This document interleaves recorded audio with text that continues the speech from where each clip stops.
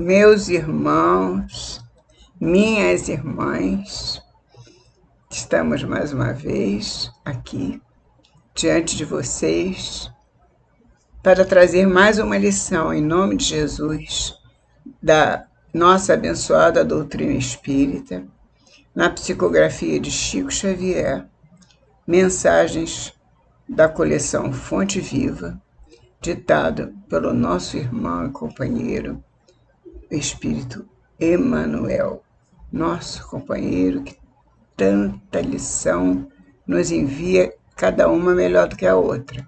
Então, hoje nós vamos estudar uma lição do livro Fonte Viva,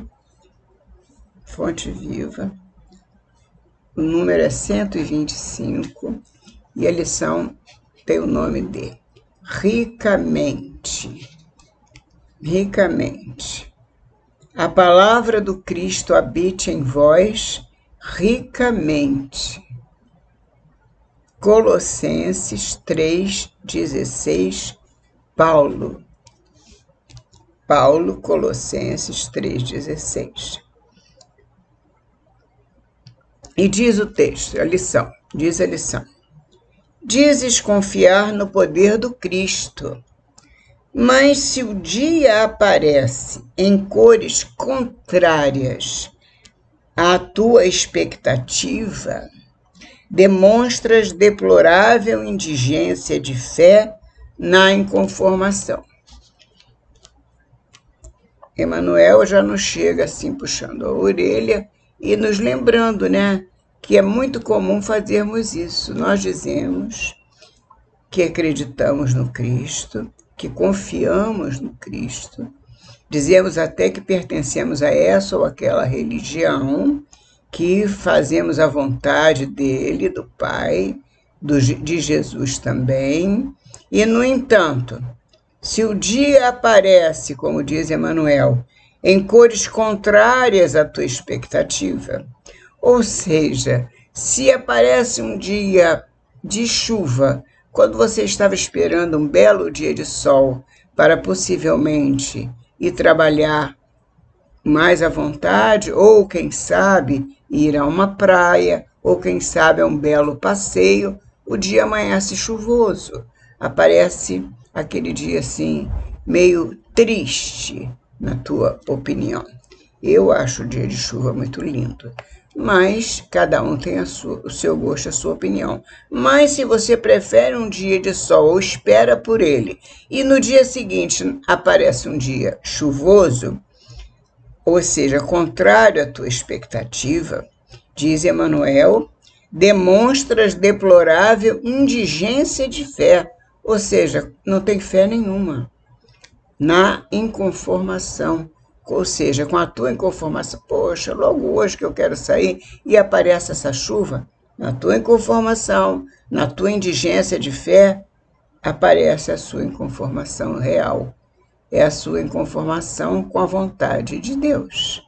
Porque quando nós queremos que seja feita a vontade dele e não a nossa, nós não vamos nos inconformar porque um dia está chuvoso e não ensolarado. E prosseguindo. Afirmas cultivar o amor que o Mestre nos legou. Afirmas. Entretanto, se o companheiro exterioriza pontos de vista diferentes dos teus, mostras enorme pobreza de compreensão, confiando-te ao desagrado e à censura. Meus amigos, olha só o que Emmanuel nos diz. Diz que nós não sabemos o que queremos, porque nós afirmamos que cultivamos o amor que o Mestre nos legou, que o Mestre nos legou amor, puro amor, e nós vivemos que cultivamos esse amor. Entretanto, se o companheiro, ou seja, aquele que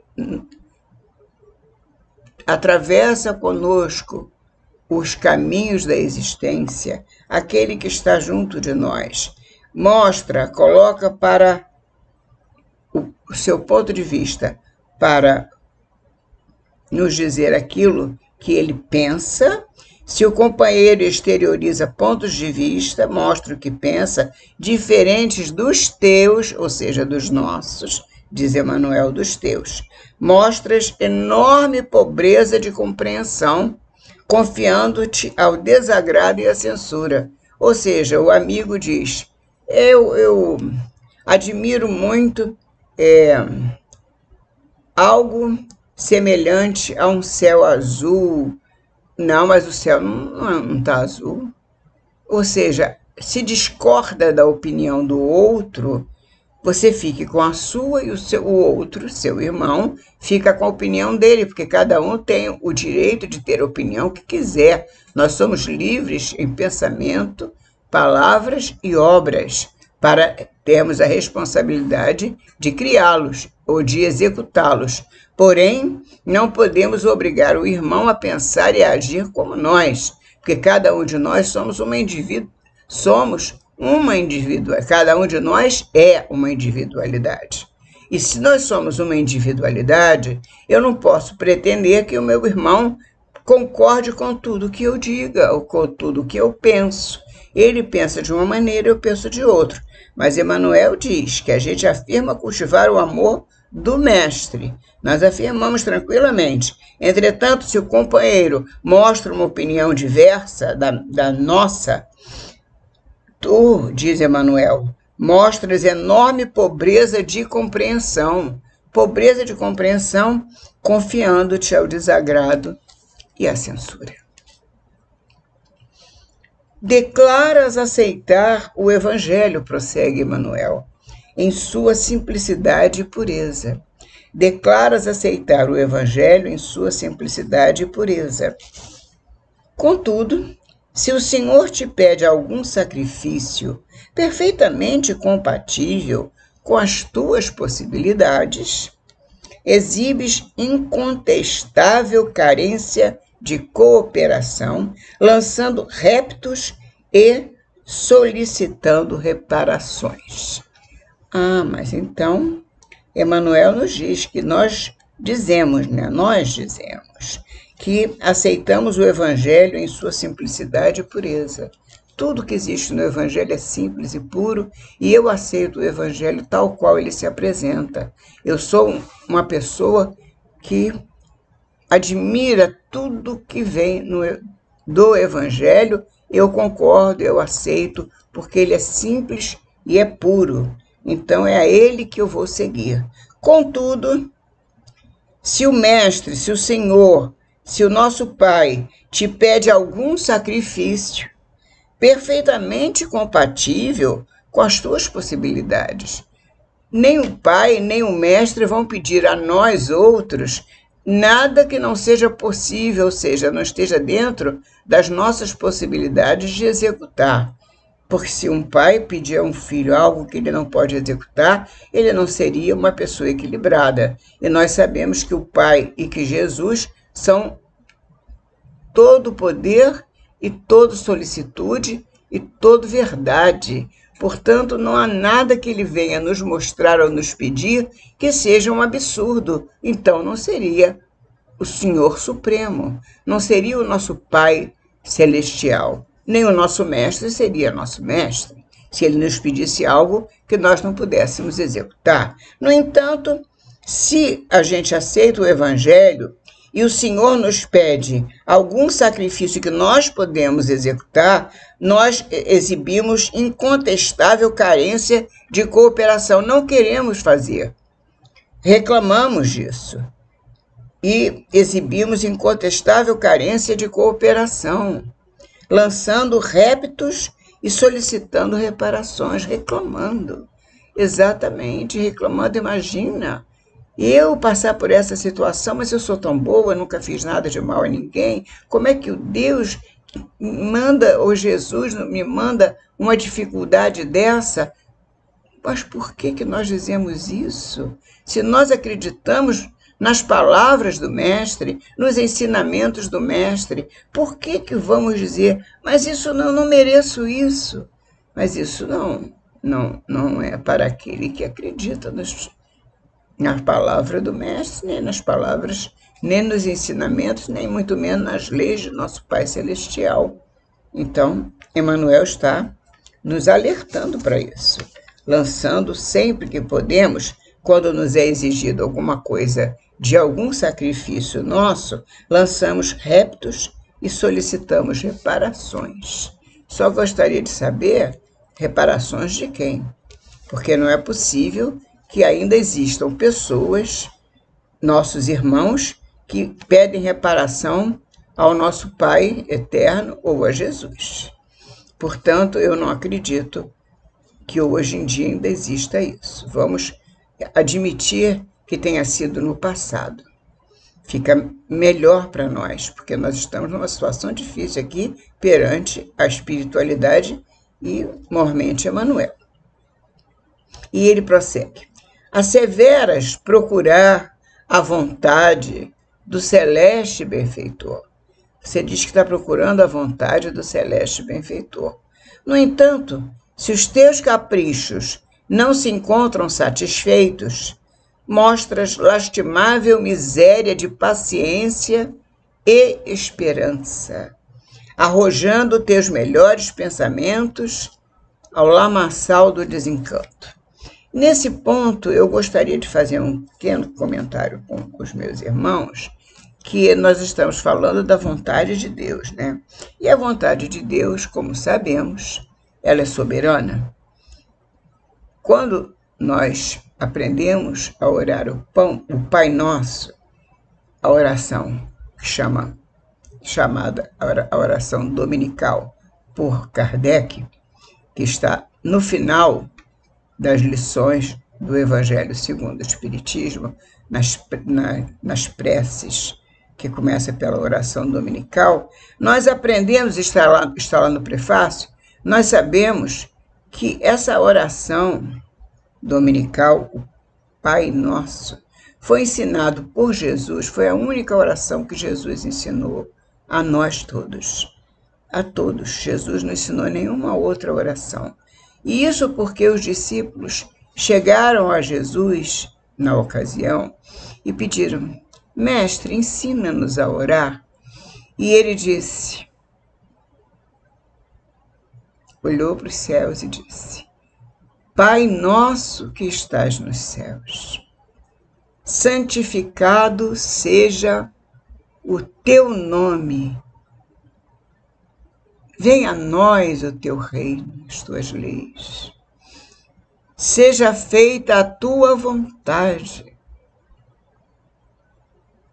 E quando nós pronunciamos, seja feita a tua vontade, nós vemos que Emmanuel nos recorda que aquele que ora o Pai Nosso, ensinado por Jesus, dizendo que nós pedimos ao Pai Celestial que seja feita a vontade dele, não a nossa, e oramos muitas vezes, dependendo da nossa maneira de orar, mas muitas vezes de maneira automática, em muitas religiões nós encontramos isso, tem que orar 200 vezes, Pai Nosso que estás no céu, e a pessoa começa a repetir, já nem está pensando mais no que está falando.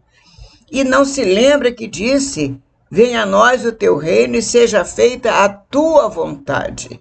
Se é para fazer a tua vontade, como é que nós, diz Emmanuel aqui, como é que nós protestamos quando o Pai faz a vontade dele e não escuta a nossa?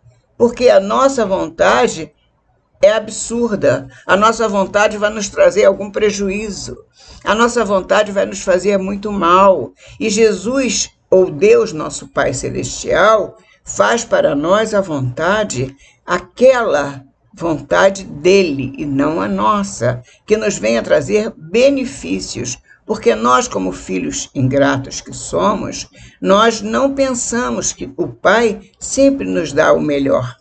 Um Pai terreno nos dá o melhor, porque será que o nosso Pai Criador iria nos dar algo pior? De forma alguma. Então, Emmanuel prossegue.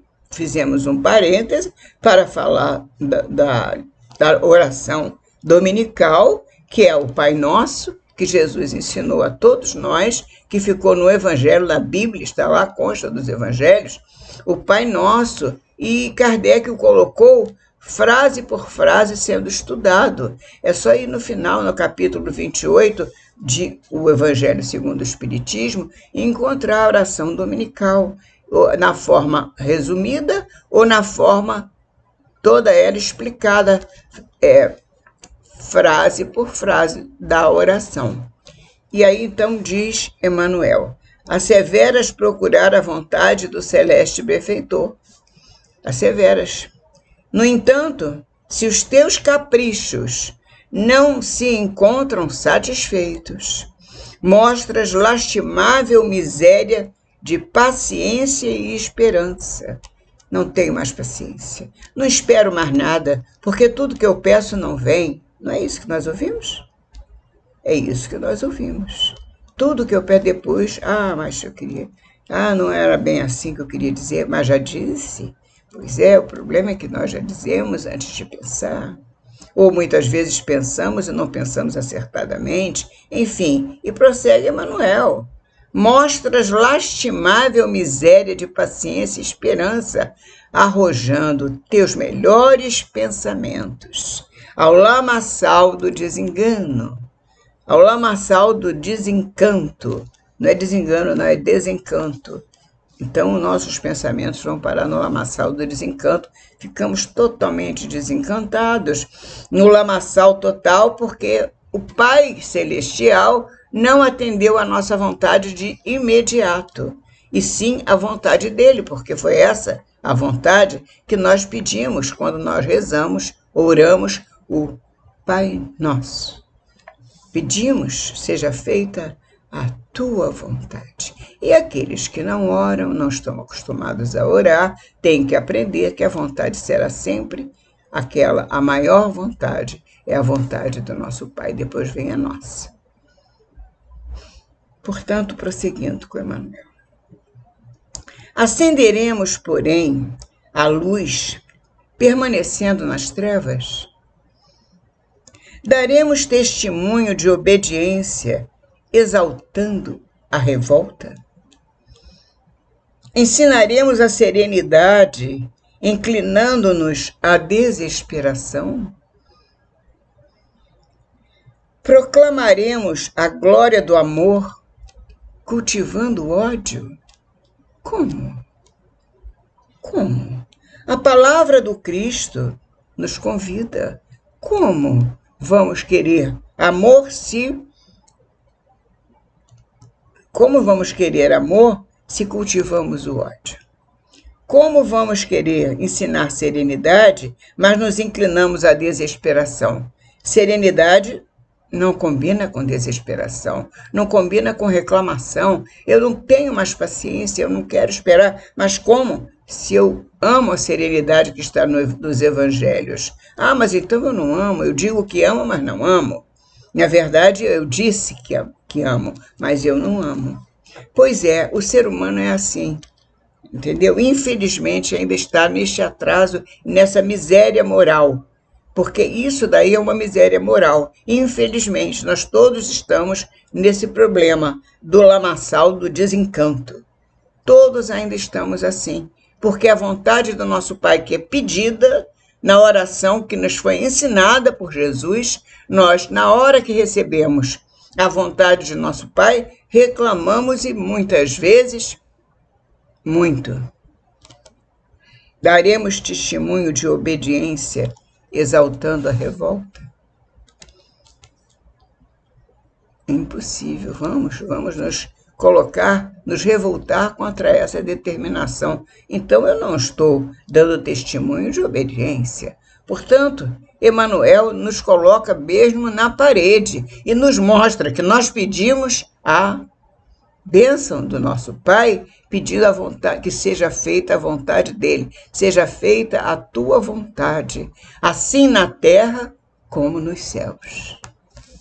E nós não aceitamos a vontade do Pai. A palavra do Cristo, prossegue Emmanuel, ao final, não nos convida a marchar na fraqueza ou na lamentação. Não. Como se fôssemos tutelados da ignorância. Não.